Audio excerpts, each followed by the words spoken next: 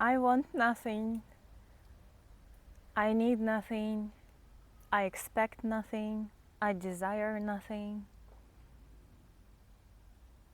Who will understand these things and why? These are profound wisdoms of and revelations of great sages, gurus, enlightened beings. Why do they speak this way? How can I want nothing? How can I need nothing? I need food, I need my body to feel okay, I need to pay my bills.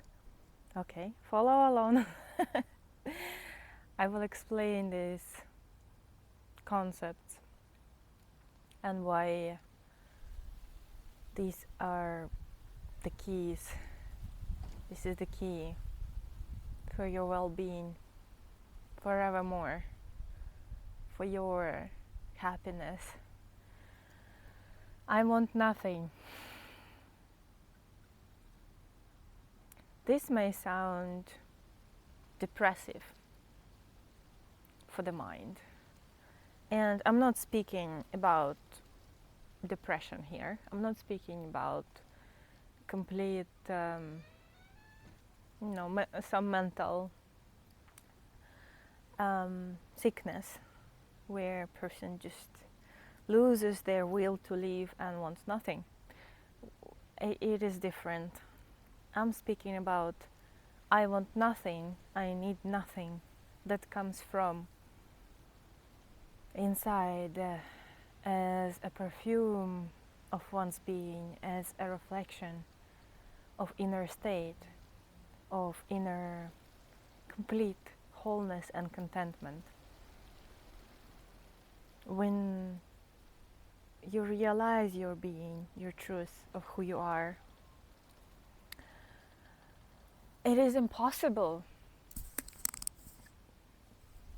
then to want things to be a certain way, because there is no need for anything to change. Now I have another video where I speak about nothing needs to change, and these go together actually, and they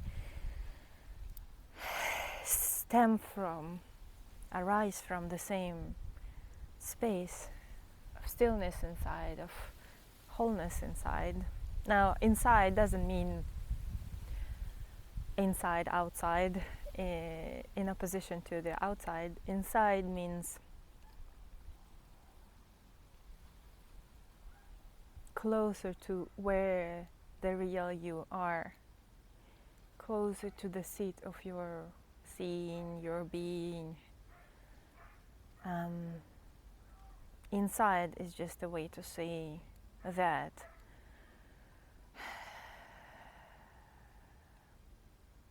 inner space, environment that does not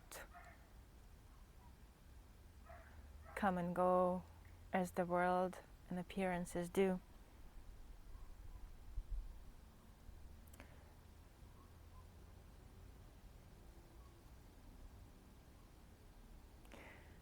Inside is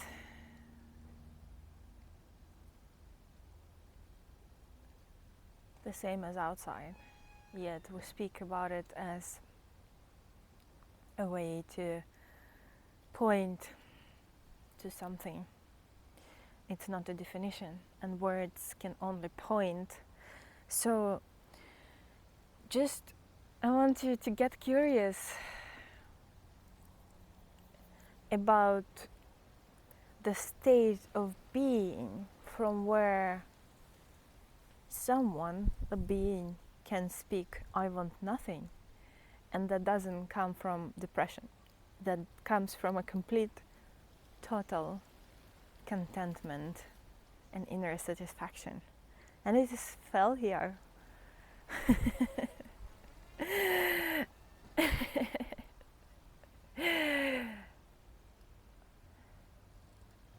It is impossible to want anything in the same way as the mind and ego does when you touch that infinite well of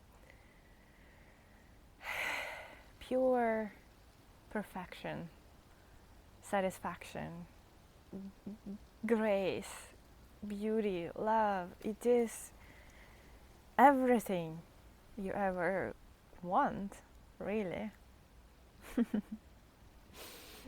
Now, on the basic human level, you can want a certain kind of food. That's preferences, but it's not a craving. It's not a desire of the mind. I can say preferences, inspiration, just the movement of energy towards something and away from something that doesn't come from the mind, that just naturally appearing and arising by itself as a flow of life, as a flow of energy.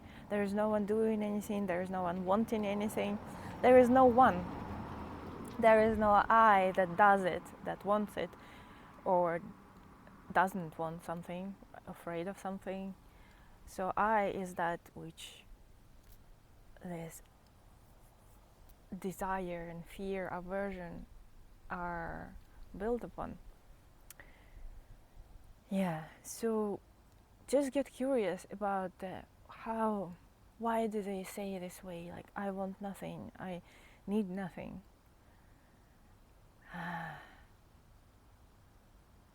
And the mind can't understand it. And this is why Zen koans, inquiry, self-inquiry, being aware of awareness, and different yoga postures or rituals, that all of the practices, they sort of collapse the mind. So they use the mind in order to go beyond the mind. So when the sage or guru speaks about their experience of no desire or wanting nothing, that they speak from experience, and how it works, that the mind puzzles around it, tries to understand, can't make it happen, and really gets frustrated with it, and really then starts to maybe even judge the teacher, guru, like they're just telling lies. No, it's just the mind exhausting itself until it collapses. And when the mind collapses, I mean, you still think, mind function, but the structure of I within the mind, the identity collapses. All there is left is this bliss and satisfaction, contentment, that there is no seeking. Seeking ends not when you find, but seeking ends when the seeker is no more. When the seeking is seen as an appearance within that which is already here. So that which is already here cannot be found because it's never lost. It's never even obscured. It's never obscured. Mind is not obscuring it. It's just a misunderstanding little. And it feels like it obscures, but it doesn't, can never do it. It is nothing comparing to the vastness of what is. It's mind. And the mind is also this. It is all divine play. So, but try this. Try to be as you are, and see if you can for a moment just imagine. Just imagine, imagination. We are like kids, we can imagine. We're all imagining all the time with our minds. Misconceptions, but imagine that you want nothing and you need nothing in order to be happy. Imagine. It just immediately feels like relief, poof, relaxation. That imagine that you already have everything you want, everything to be happy. And imagine that happiness is already within you, bliss and contentment. Just imagine that you are it, and you don't need to acquire it. Just imagine, like a child, and it will give you a taste and experience and of your own true nature. And that's a beautiful practice, you know. You can fight the mind, or you can use the mind in a playful way in order to direct it towards the truth. And when the truth is like the moth flying towards the source of light, or the sun, the fire, the moth disappears. So the mind flying towards the source, its source, your true being, it, as soon as it touches this light, it subsides. It is no more. It is pure silence then, beyond the silence. And mind actually wants it deep inside.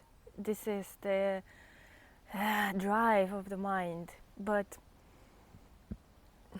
it is a little bit the misconception. So the mind wants happiness and pleasure. It wants, but yeah, mind wants happiness and peace, but it misinterprets happiness for pleasure, which is in the external things, and peace as that all those things need to be in place in order to feel peace and security, while the peace and happiness is your being and is your true being already. And that's where the mind turns around and goes towards its source. Mind finally gets it, gets what it wanted, but there is no mind anymore. And when it goes out and tries to grab things that bring it pleasure, mind gets further away from the source, let's say. Mind gets strengthened. And there's an idea of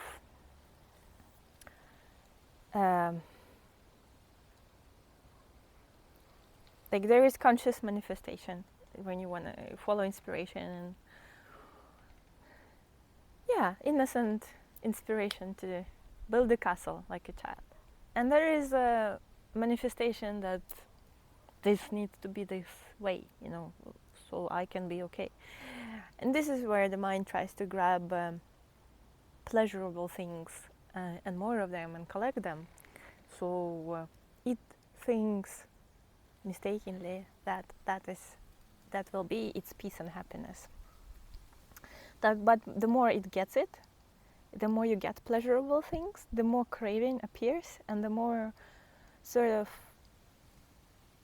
your mind needs that stimuli all the time, because as soon as you get something, there is a law of diminishing returns. The pleasure starts to subside, and then you need a new thing or a next thing, next accomplishment. So this search never ends by itself, because things change also and fall away and fall apart. So it's impossible to sustain it. Just basic misconception, like a child, you know. you can have a toy, but toy is not the source of happiness. You are the source of happiness. So go back to source and know that source wants really nothing, because it is everything. Yes, let me know how is your heart? How do you feel? Where are you on in your journalist journey, understanding, let's say?